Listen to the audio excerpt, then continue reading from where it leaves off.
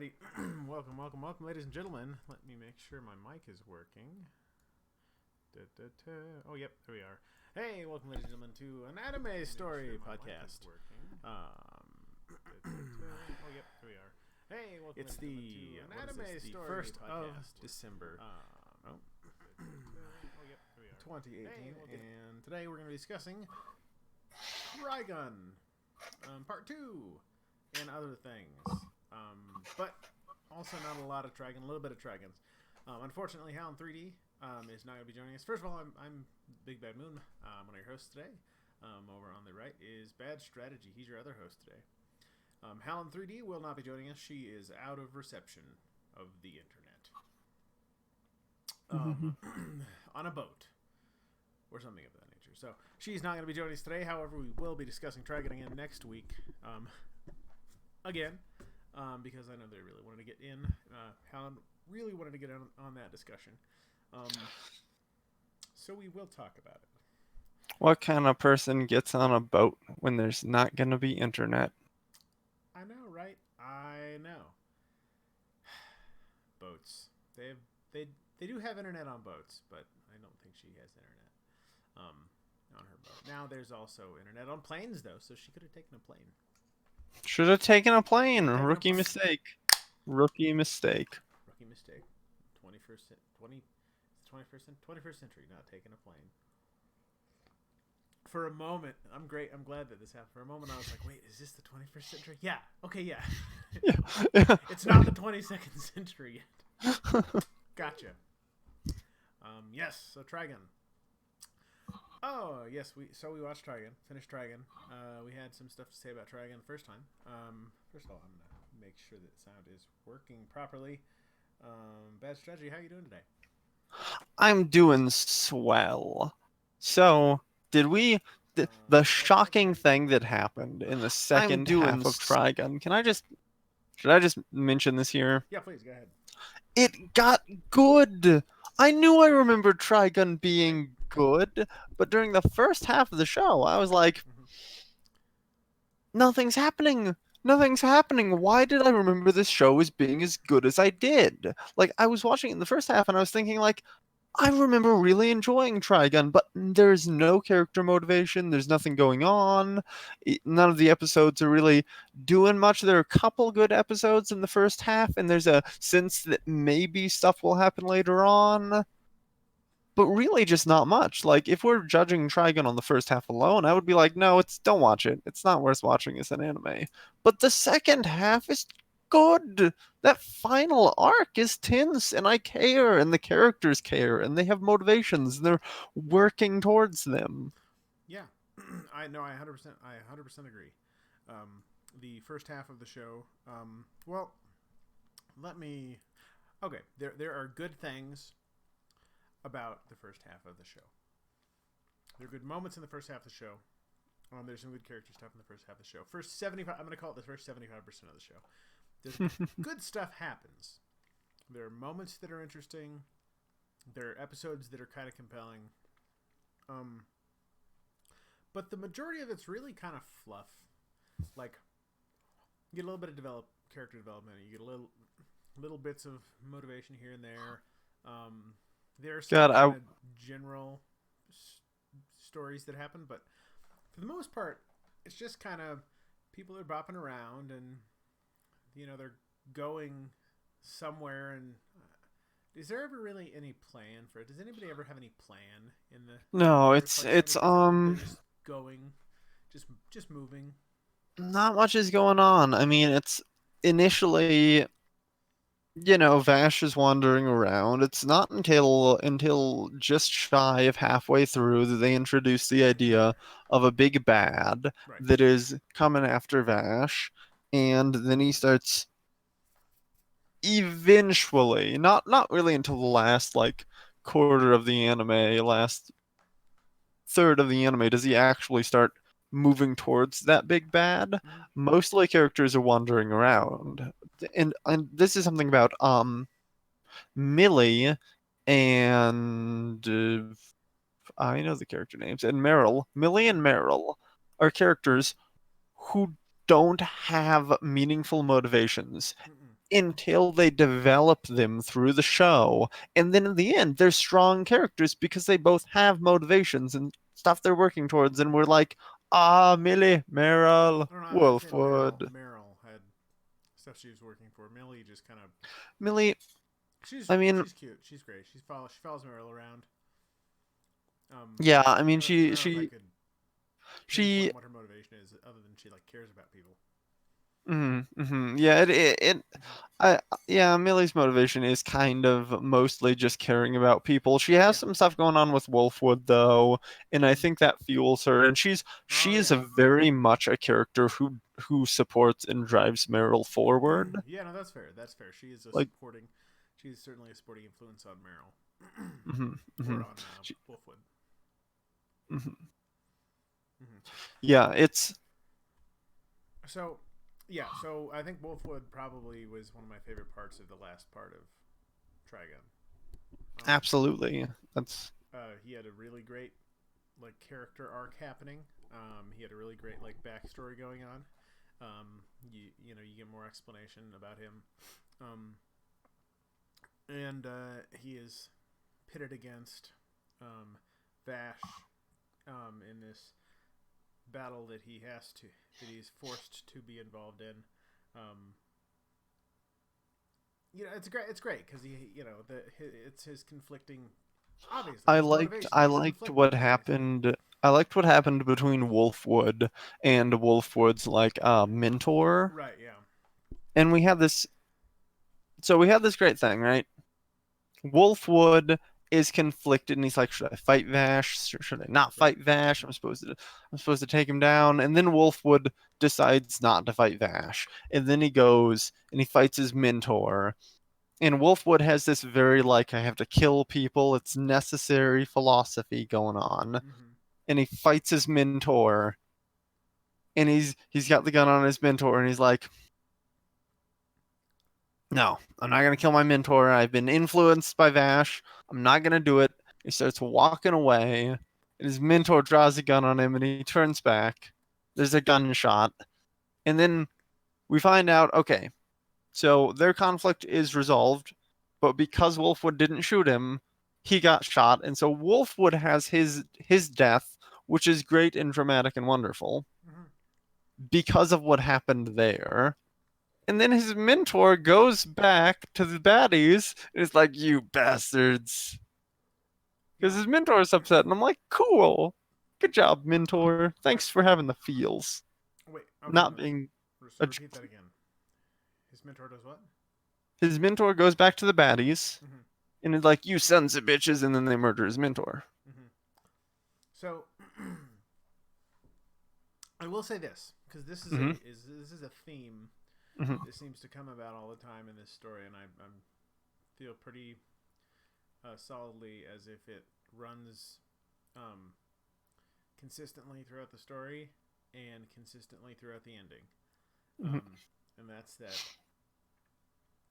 you should have just killed the fucking guy. Because like every time, like there are a lot of situations in which it's like, oh, you can't like this with Wolfwood and his mentor, and it's like, well, if he would have just Yeah, killed his it's. mentor, probably would have been It's better. no, you're right. It is like a central theme of the show. This idea that Vash is doing the wrong thing, right? Mm-hmm. Vash is going for a solution that can't possibly work, Mm-hmm. that never works. It never works in the show. His solution is like, I No. mean, okay, maybe there's some small example somewhere, but Oh. like by and large, his solution it ends worse for everyone a lot Mm-hmm. of the time. Yeah. And that's The big times. There are yeah, little moments where it's okay, but like the Wolfwood. big important things that happen, always that's the bad. That's the wrong. Yeah, It goes bad. because Wolfwood did what Vash would have done. Mm-hmm. Wolfwood died, and the mentor he spared died. Yeah. Yep. Everyone died as a result of Mm-hmm. Wolfwood following Vash's beliefs Right. there. And then there's the episode at the near the end where you see Vash standing over what's his face, his brother, with a big stone while he's sleeping, and you're like, you know what? If he would have just smushed him there, if he would have just killed him there, all that shit wouldn't have happened. And the only reason that it ended was, I guess, in the end, he didn't technically. Did he really kill his brother in the end? I guess he didn't. No, he carried his brother off. You know, but He through his well, violence of we action don't and severely disabling him with his handgun. we don't know what he did with his brother. We know that in the end, he said there was some line of dialogue that was like, "Rim, you're great and stuff. I'm gonna do things my way, though." And I'm like, what does that mean? Because Rim was the one who got him into the idea of not killing people. Does it mean he's killing people? Did he kill his brother? Do we what does that line mean? Oh. Yeah, it's But yeah. I definitely think, and I don't necessarily agree with this premise. Although, I mean, it is a very, in these situations, it's like, yeah, that is an evil, crazy person bent on the destruction of humanity. Yeah, you should probably kill him. He's a bad guy. It's not like there's a jail for bad guys. Yeah, no, it's true. In this setting. Something tells me the prison system probably doesn't work very well in this world. I mean, God, if they had the Lost Tech, if they had the cryo chambers, they could toss them in there. That's what they did with the. We could have a Running Man scenario, or a Demolition Man scenario. Well, so I would say though, end of the show. I enjoyed it. The last 6 episodes, especially, very compelling. Great. They were really interesting. A lot of great development. A lot of great. UC Vash has a really solid goal, and that is really interesting. Also, they're very sad, and I enjoyed that. So overall, last 6 episodes I really enjoyed. I think there is important stuff in the first 75% of the show. So I don't know if you would say you can just skip. I would. You're a believer in if there are filler episodes, just skip them. So this is something I'm a bit of a hypocrite about because I don't skip them until my willpower wears away, and I'm like, there's nothing left. Just skip. Just skip. Mash the forward key 15 seconds until something's happening. I usually don't get to that point. Sometimes I give up on animes before I get to that point, but if I'm going to recommend something to someone else and I'm like, they're maybe not super as into anime as I am. They maybe have less time than I have. They maybe people don't want to waste their time watching episodes that don't do anything, filler episodes.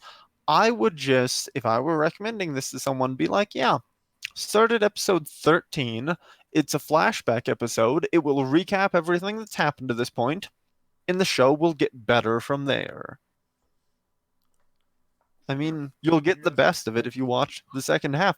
This is an anime that if I were watching critically by myself without any expectations, I might have quit watching it halfway or sooner, and that would have been a shame because it's the last 6-8 episodes that the show's really good during, and it's like I shouldn't miss what makes Trigun because I gave up partway through. This is how I felt on Toward the Terror, right?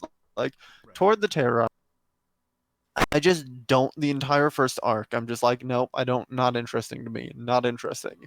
If there were a good recap episode in Toward the Terror of that first arc, I would be like, yeah, skip the first arc. It doesn't matter. It's not important. Okay, so I feel like those are all the thoughts that I am going to be giving for Trigun right now.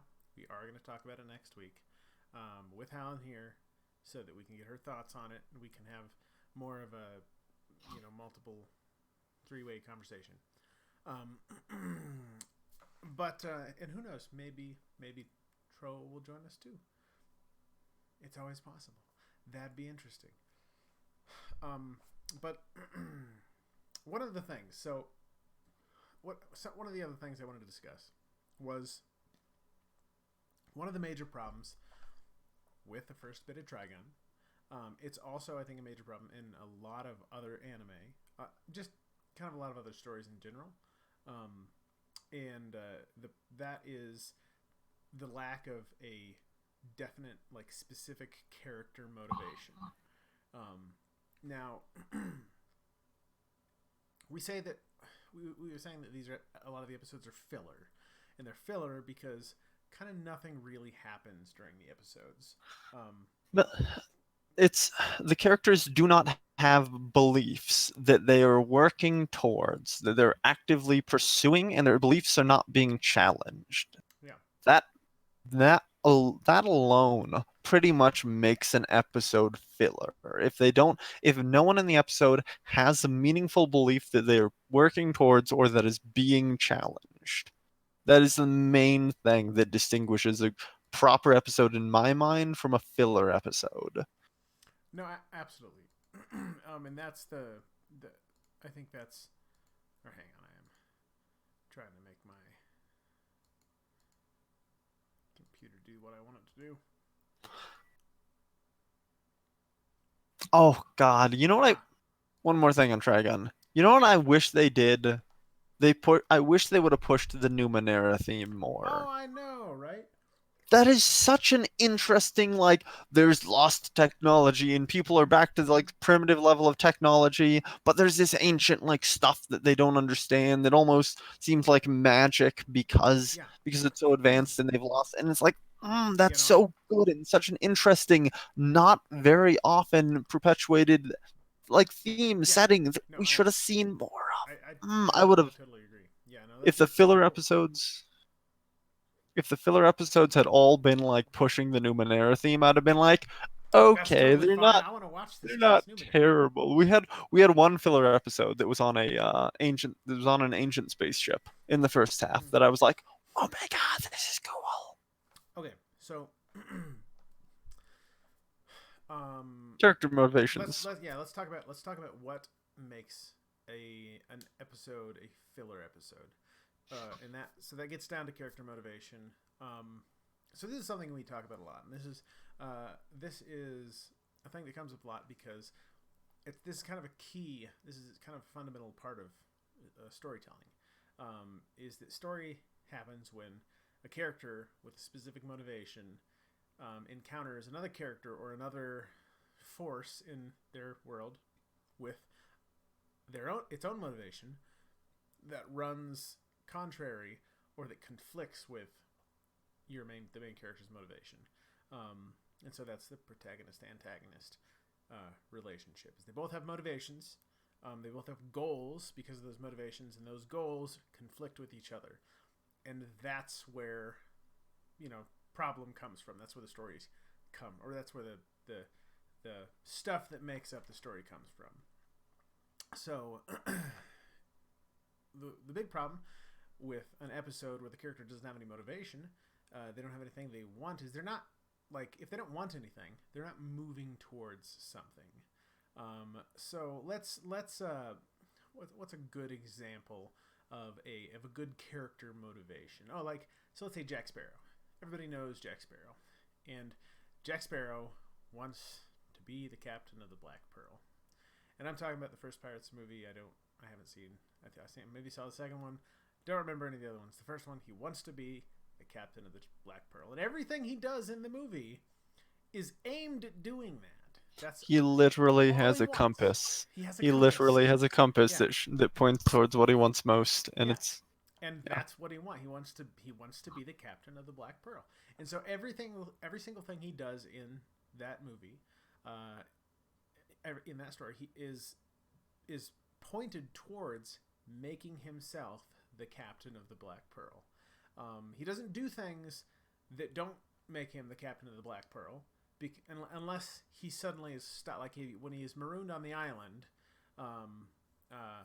near the end of the film, when he's marooned on the island and he has no chance of becoming the captain of the Black Pearl within any reasonable period of time at this point, he decides he's going to sit on the beach and drink. So he doesn't do anything. But that's fine. There are other characters whose motivation picks up. Jack Sparrow still wants to do that, But for now, he's stranded on an island.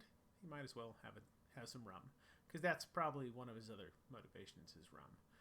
But that's his motivation. So when he gets like when you open up, he's going to you open up and he's this wonderful scene where he's on the mast of this little boat and it's coming to harbor and he steps on the dock and he's talking to people and he's trying to steal a ship or do this. He's trying to find a way to get to where he's going. And of course that is generating plot because he's trying to steal a ship. Guards don't like that. Or go ahead. I would say that generally when ingesting a narrative of some description, this is something that will, even if you are not looking for it, even if you are not aware of it, will significantly influence how interested you are in the story. Because if the character's motivations are not present and are not driving things forward or being challenged, then the only other reasons to be interested are it is thematically interested and you're interested in just like taking in the atmosphere, which you can do, but it's not a bad reason. Well, no, it's just it's not what the story is for. Yeah, it's just as much fun looking at an art book. It's a thematic thing, right? It's a suboptimal medium, right? Because thematic stuff is great in stories, but if the story part isn't important, then that thematic element could be in anything, and it'd be the same effect. So thematic stuff isn't terrible. Like, I know Made in Abyss. A lot of what I find really interesting and compelling about Made in Abyss is just the setting, the world building in it, is what really drives me with Made in Abyss, and I think that's very cool. But it's either, I think by and large, people are either compelled by the characters, which requires motivations and pursuit of those motivations and conflicts over those motivations, or thematic elements. I don't think there's much else that can make a story interesting on a conscious or unconscious level. Well, so like, and here's the thing: like, if I'm reading a comic book, and it is a comic about science fiction stuff, and there's the plot, like the writing is awful, and it's not like compelling, and nobody's motivated. And there's no like this, just not a very good story. I like sci-fi stuff, but I might as well just be reading an art book. Because the story is not, facilitating the experience. Because if the story is awful, it's just like, here's a bunch of images of something that you're interested in, and the story's not very good. Yeah, I think that happens a lot. I think that's a very common thing. Right. Well, and so like, the thing, storytelling is the common thread. So like, if it's a comic book, or if it's a film, or if it's a novel, or if it's a whatever live display or live theatrical performance or something like that, the storytelling is the common thread there, and you have to certainly understand what the medium you're using is. So is it a comic? How do you make a comic? How do you draw comics? How do you frame a picture? How do you do proportions? What does perspective look like? What are the characters design? There's a lot of elements that go into it, and then you're telling a story. And so that's the common thread of the movie, of a cinematographer and a costumer and a set designer.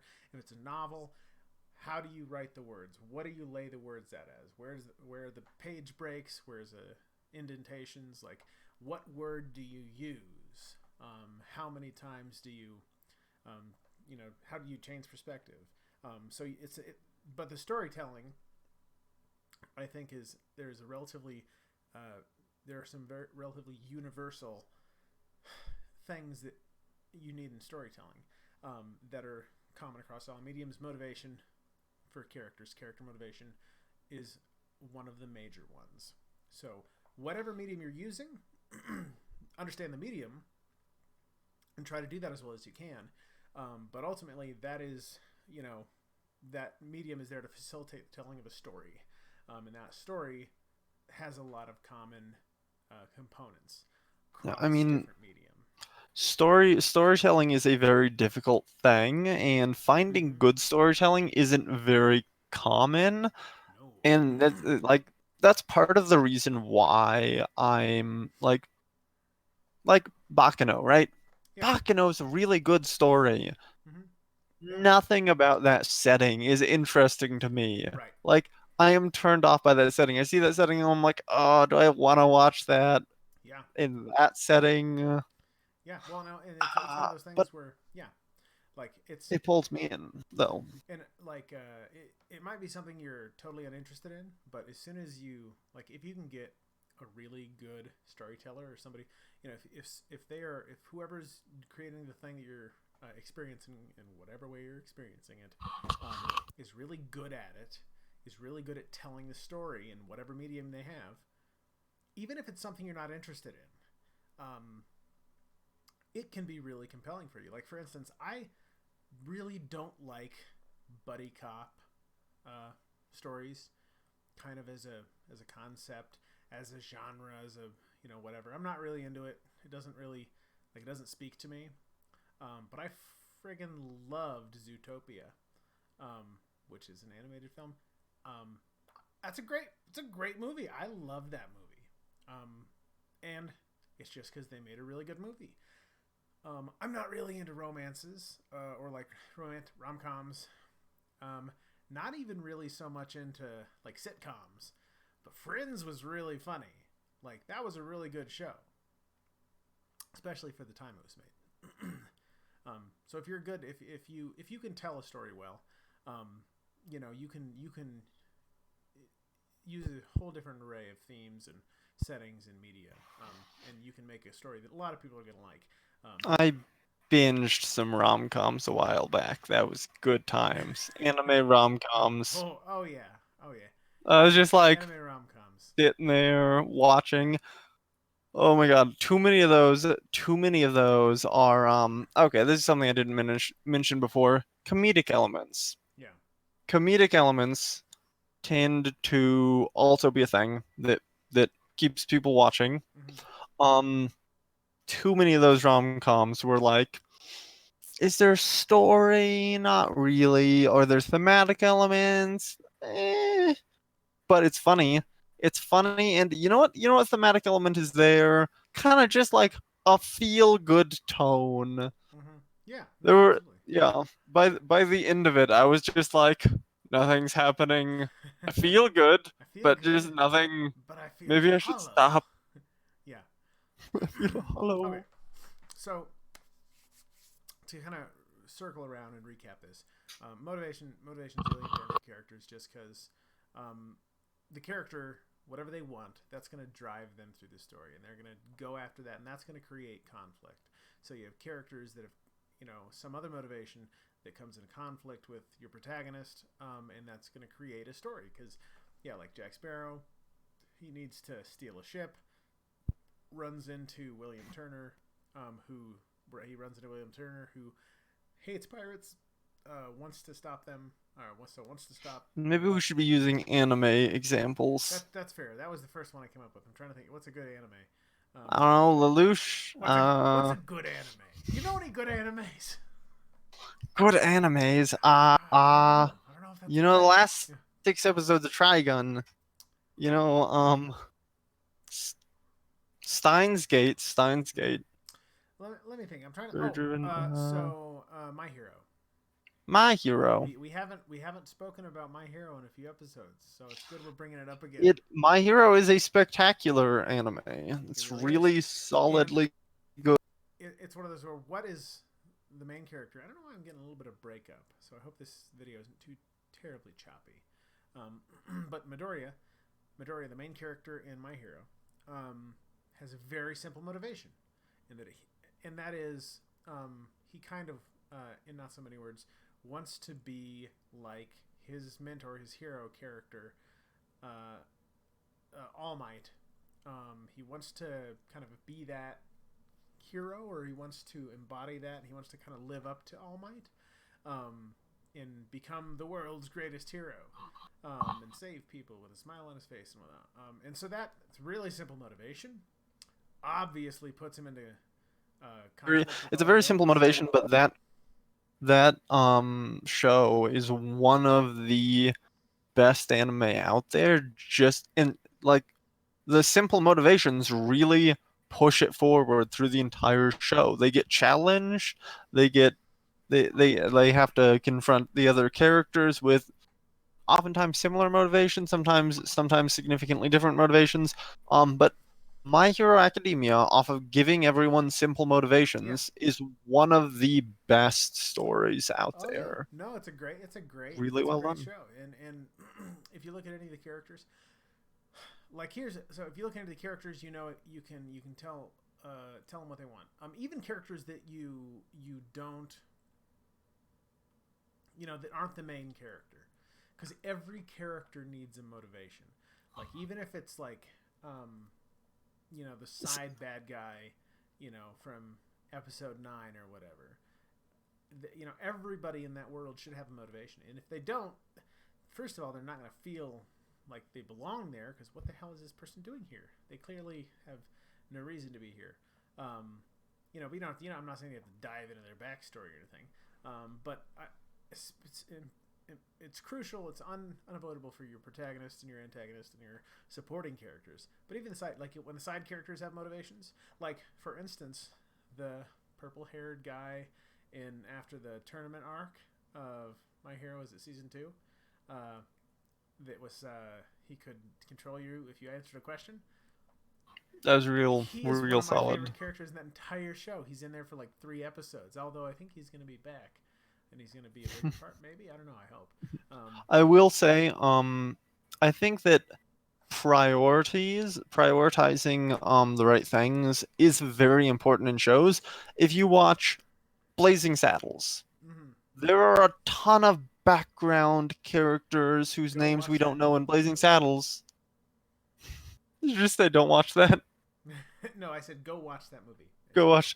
Okay, yes. I was like, did you just say don't watch the thing that I'm referencing? There are a ton of like background side characters whose names we don't know, and the show just ignores them. It Yeah. just pushes them off to the sides, and it's like, okay, this is the focus of the scene. This is a room with a dozen people in it. You are watching two of the people in this room. No one else in the room matters, Mm-hmm.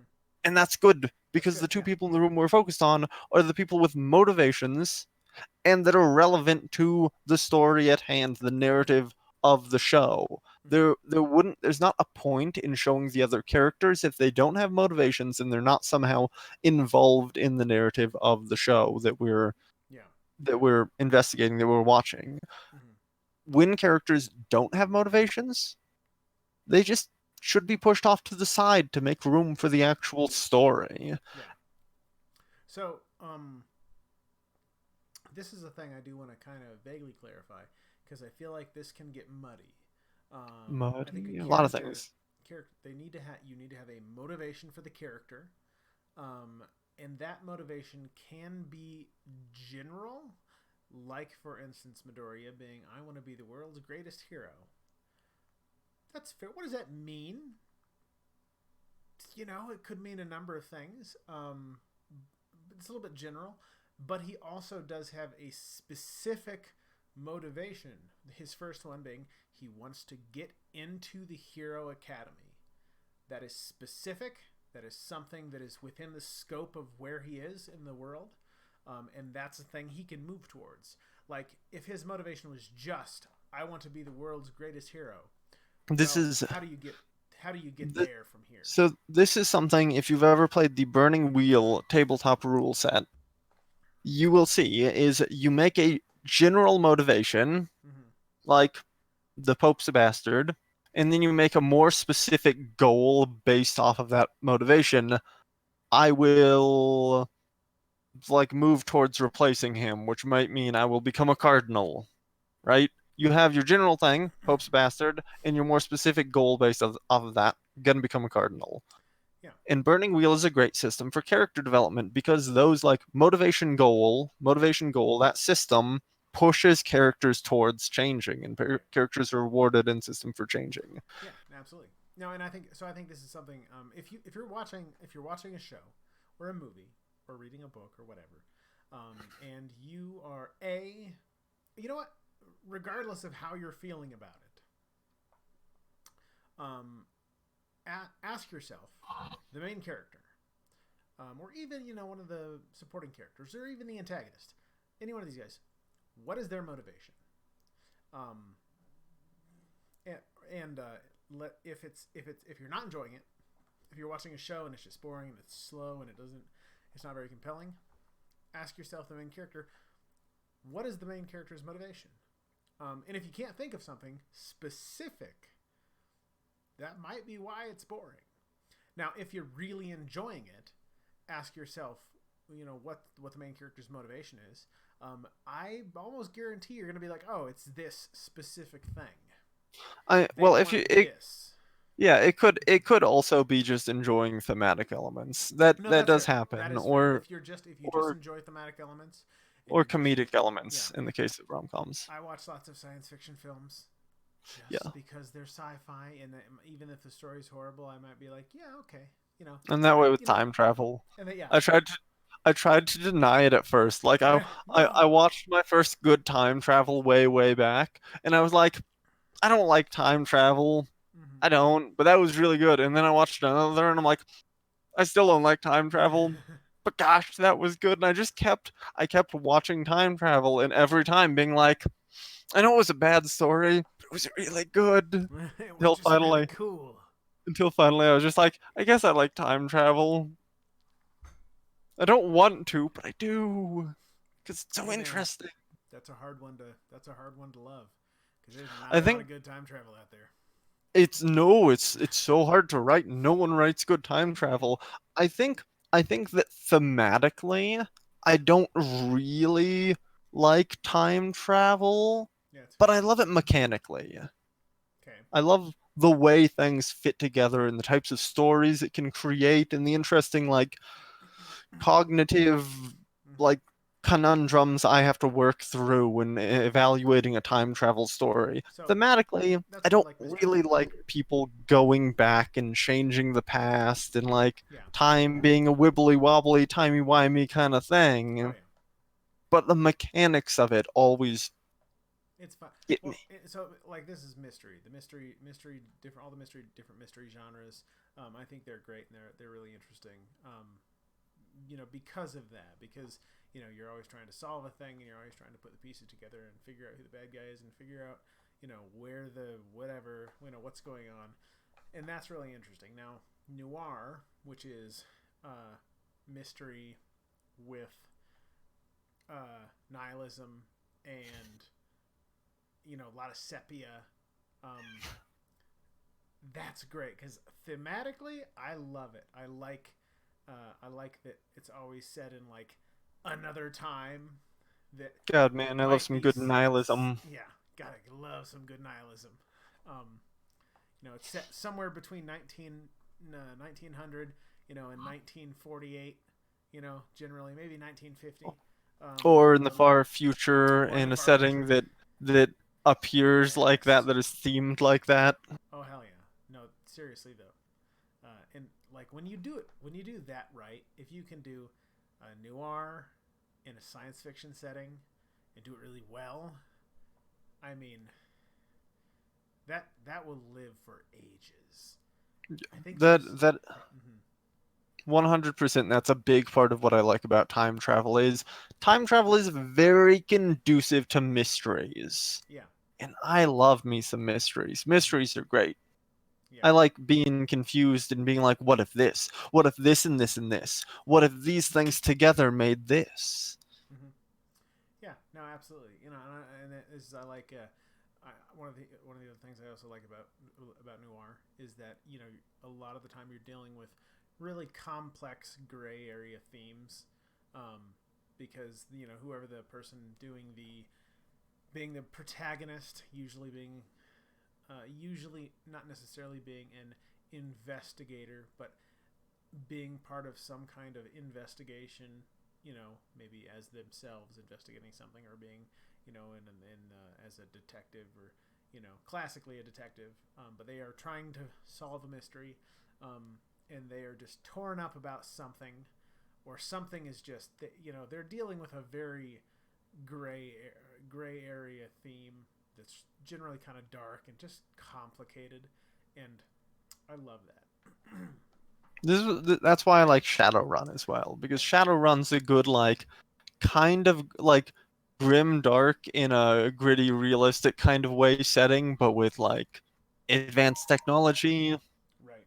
but set like grounded on the planet. So you can have these great like contemporary issues, realistic issues like poverty and black like mistreatment and like lack of basic human rights and needs being met, like Mm-hmm. stuff like that in a cool sci-fi-esque setting that Right. feels grounded. Oh yeah. Yeah. No. I would say I would say on the topic of characters, Mm-hmm. I think that characters in storytelling are less people and individuals and more a tool for the storyteller to convey themes, ideas, concepts, and beliefs to the audience. Mm. I think characters are like there are other stuff too, but Mm-hmm. if a character is added to a story, they should be added specifically for the purpose of conveying something, to represent something, to have some belief, to challenge another character. They need to have some sort of purpose. And I think characters are an awesome tool for communicating information, right? Because Mm-hmm. in real life, a lot of the information we get is just from other people. Mm-hmm. If you're telling a story about a city that has a strict authoritarian government, a really good way, like let's say it's an independent city with its own government and like strict and authoritarian, a really good way to convey to the protagonist or the audience that this is the kind of city it is to push in a character that is like the captain of the guard, that is like, don't do these things in my city or I'll throw you in jail and things. Like, have a character that communicates the themes. I think using characters for an effect like that is a really interesting approach in storytelling, is looking at characters as Right. tools to convey information. So I think this is I think so. I agree with this in a number of ways. I want to clarify, like, so the way that I think what a story is a thing that is used to do two things. It is used to make people think about something, and it is used to convey something that is difficult to convey, to communicate something to people that is difficult to communicate. Like, for instance, a feeling, like being sad. Um, so I can tell you something that is sad. I can say, oh, so and so died, and that's sad. But, I really haven't. I've just told you that, and you nod your head, and you understand what that means. But I've not really given you that feeling. You don't actually feel sad unless Stories, maybe somebody sto- that passed away was close to you. What I'm trying to do with the stories can story, cause you to empathize, yeah, they cause you to empathize. Yeah, well, to to yes, they to do cause you to empathize. to feel or comprehend the like Yeah, emotions going on in the story. yeah. Well, yes, yeah. No, yeah, absolutely. And so so there's a great graphic novel that I highly recommend anybody to read. It's called Fun Home. So Fun Home, written and illustrated by Alison Bechdel. It's a really great comic. It's one of my favorite comics. It's also an autobiography. It's another one of these wonderful examples of something that I really don't like. Generally, autobiographies, not my thing. I usually find them to be self-indulgent and boring. But Alison Bechdel, her autobiography, Fun Home, is about her story growing up, her family, her father, her experience in the time she grew up. So the story, it's about her growing up. Thematically, it's kind of about the complex relationships between people family members. Her and her father is one of the big, important relationships in the story. Now, at the end of the book, when I ended the book, when you first start the book, you really hate her father. You really don't like him. He's an asshole. He's this kind of authoritarian guy. And throughout the book, you learn about him, and you learn this about him, and you get to spend time with him, and you get to hear about his kind of tragic story. So he's a gay man growing up in the, I think, 30s and 40s, 50s, and which was not a very good time to be gay in the United States. A lot of problems there. He's also married to his mother, whom he loves, and he cheats on her all the time. It's a very complicated, frustrating relationship, I think, for everybody. And the more you read the book, the more you like him and understand him a little bit, but the more you realize you just don't really he has his own motivations, and he does these different things throughout the story. And you're not sure why he does them. You kind of get little glimpses at why he does certain things, but you don't know everything about him. Now, at the beginning of the book, you know that he's dead. He died. He was hit by a truck. And so this is kind of her recounting, chronologically. It jumps around a little bit in a very elegant way. It's not haphazardly done. It's a very well-structured story. And at the end of the story, at the end of the book, she gets to her last encounter with him, her last time she really talks to him. She's in the car and they talk, and then that was the last time she saw him, and she goes off back to I think it's college at this time, or she's just out of college or something like that. And then that was the last time she saw him, and he ends up dying. And at the end of the story, I don't know how I feel about him. I like him, but I don't like him. He's frustrating. He's frustrating because he would do all these things, and he did a lot of horrible stuff. He was very abusive, and very emotionally abusive in a lot of ways. He cheated on his mother. I get it. I feel bad for the guy, and I am completely convinced that is how Alison Bechdel feels about him. She doesn't hate him. She has this big mixed of emotion that she's conflicted about it. And I think through that story, she's trying to do that. She's trying to communicate to you the feeling that she has about her father. And so at the end of the story, I think you leave it feeling kind of the way that she feels about him. And she communicated that very well. She never says that, but that's what I think she was going for. Anyway, go ahead. Sorry. This is why good villains are so good. Oh yeah, no, I was actually going to say that a little bit ago. It's one of my favorite things in a story is if I'm not sure if the villain, the bad guy, is actually bad. This is also another good thing. If you can explain why your villain is correct, why they're right, you're on the right path. Not from necessarily your moral perspective, but why you can say, oh yeah, I can see why the villain thinks he's right. He's not just like a bad guy trying to pollute the atmosphere or something like Captain Planet. Take that, Captain Planet. Take that, Captain Planet. That I think that's one of the that is a thing that is hard to communicate. That is a thing that it's complicated. And if I were to tell you, man, I have all these mixed feelings about my father and the relationship I had with him, and I understand he had a lot of problems and he was abusive, but he was growing up in this really hard time.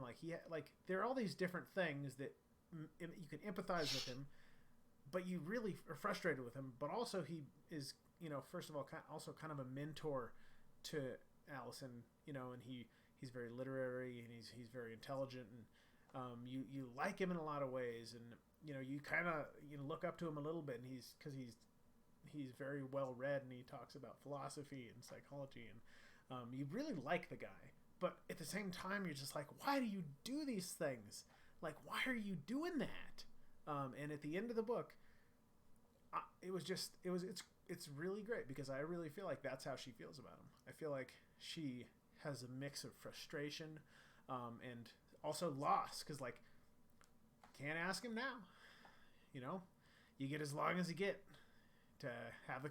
And her conversation, the last conversation she had with him was this very awkward, fumbling conversation where she wanted to ask him stuff and she didn't, and I think he wanted to ask her stuff, but he didn't.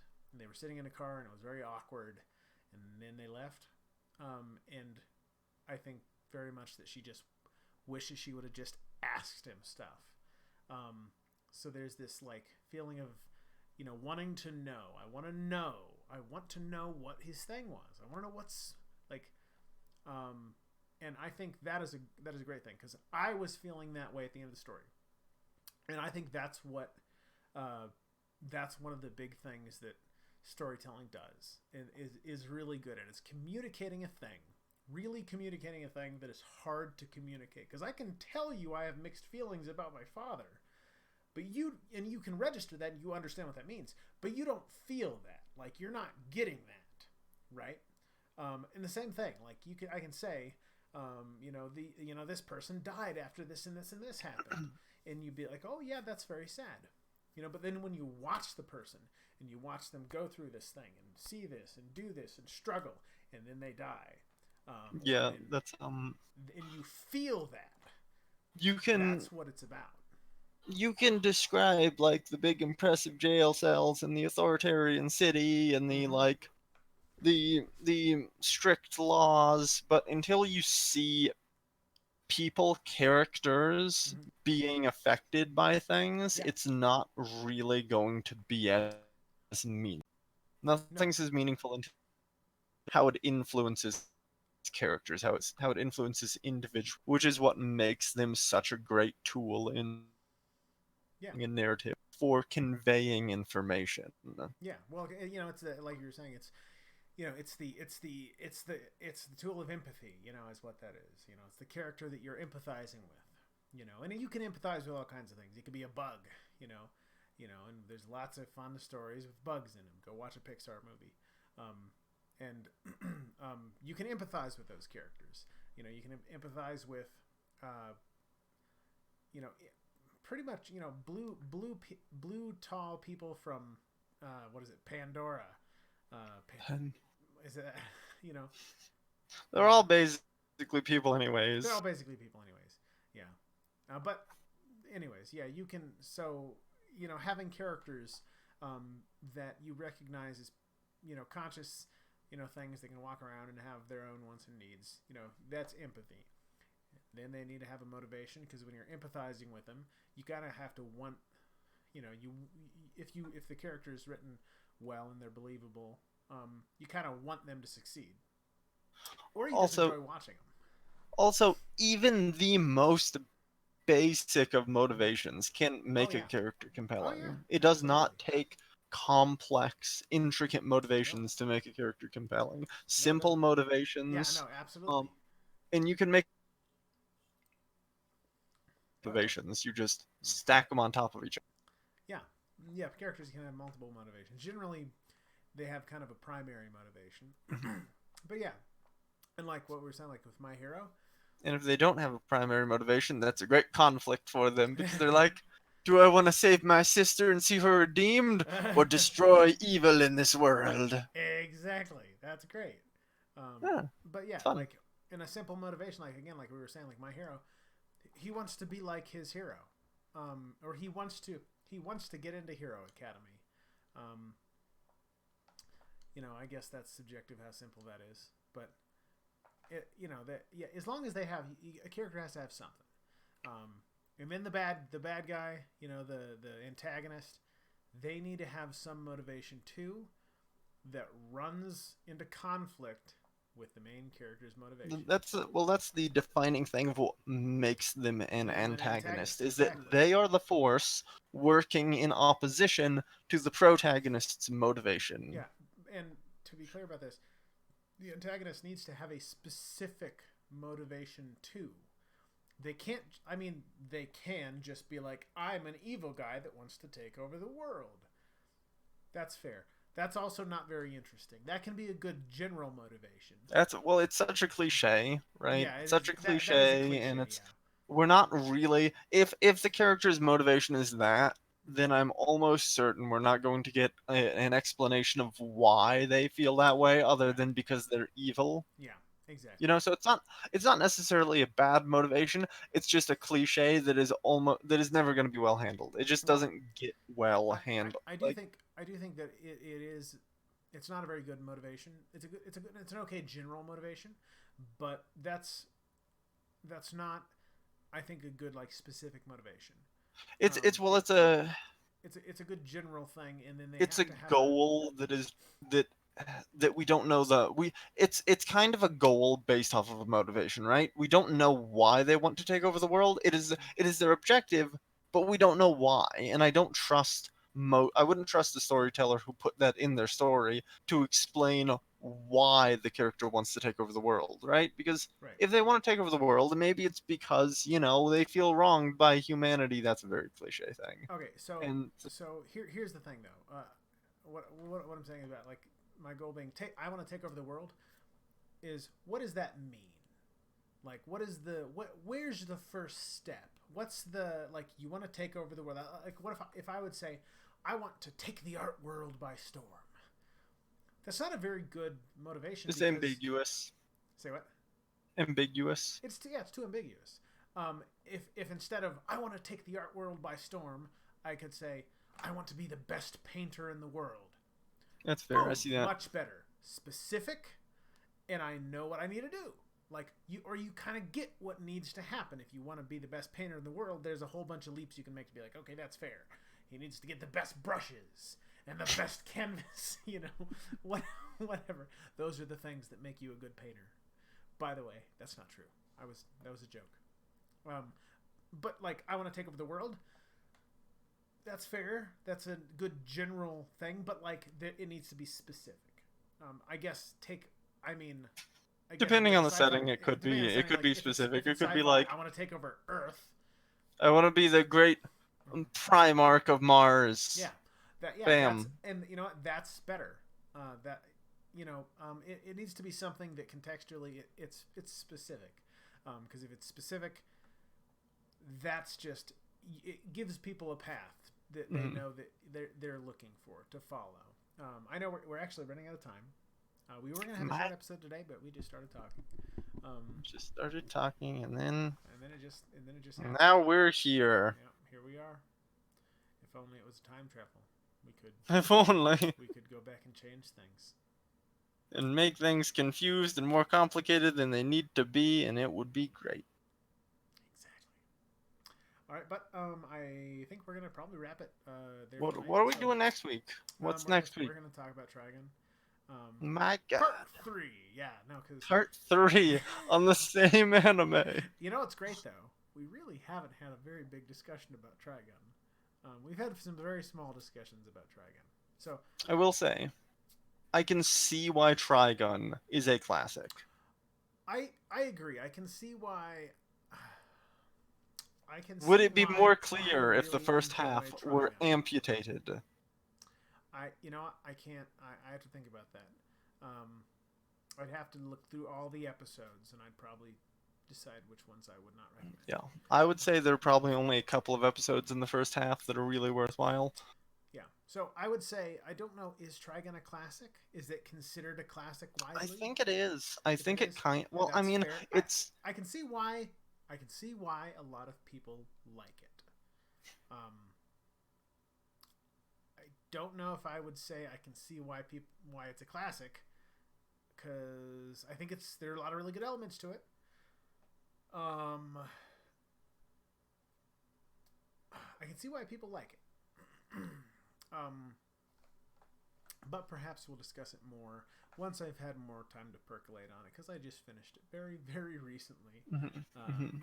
So It might be more. It might be more cult classic. It's certainly not as well known as that's fair. some other anime of the time. Yeah, no, for sure. But okay, so that's all for tonight. Next week, wow, it's December the 1st already. Oh my goodness. My God. Yeah, next week, December the 8th, we are going to be talking again about Trigun. And probably other things. Maybe not. Maybe we'll actually just talk about Trigun. That'd be fabulous. So we're not going to be watching any new anime this week. I might rewatch the last 6 episodes of Trigun. because I enjoyed him and I kind of want to analyze him a little bit more.